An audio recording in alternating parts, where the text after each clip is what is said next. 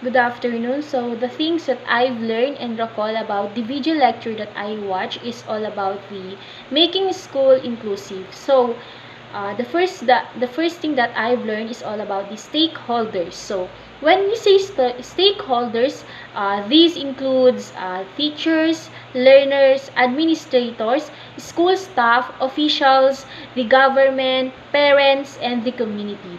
So these are people who share their responsibilities, time, and resources.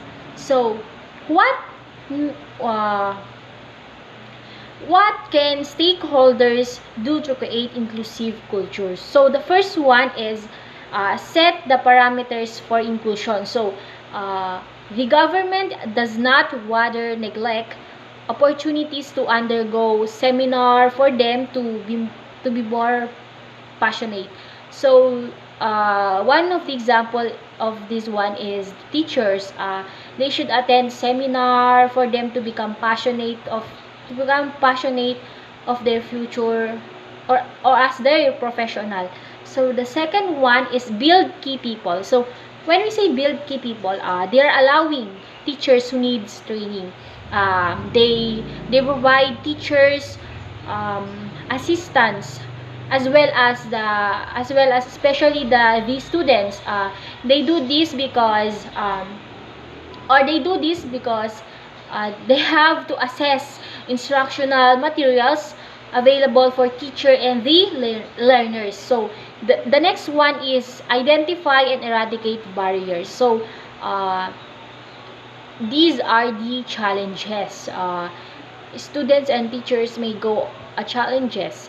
So the next one, or the next things that I've learned is all about the 8 common barriers of the inclusion. So the first one is attitudes, values, system, misconceptions, and the societal norms. So um, this includes our this first common barriers is all about the attitudes and beliefs. We all know that we have different kinds of beliefs. We are not uh, like, we are not like for example, you are not believe in the other people, and as yourself, you are believe of what you are going to believe, but the other people, they believe what they see, or they believe what they believe too. So that's the first common barriers to inclusion, the attitudes, values, system, misconceptions, and the societal norms. The second one is the physical barriers. So this includes the lack of building.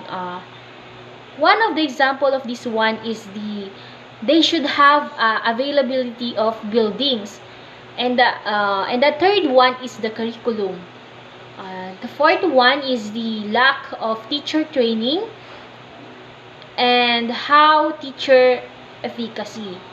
And the fifth one is the poor language communication, and the sixth one is lack of funding, and number seven is the lack of policies, and number 8 is the organization of uh, education system, and the last one is too much focus on performance based standards.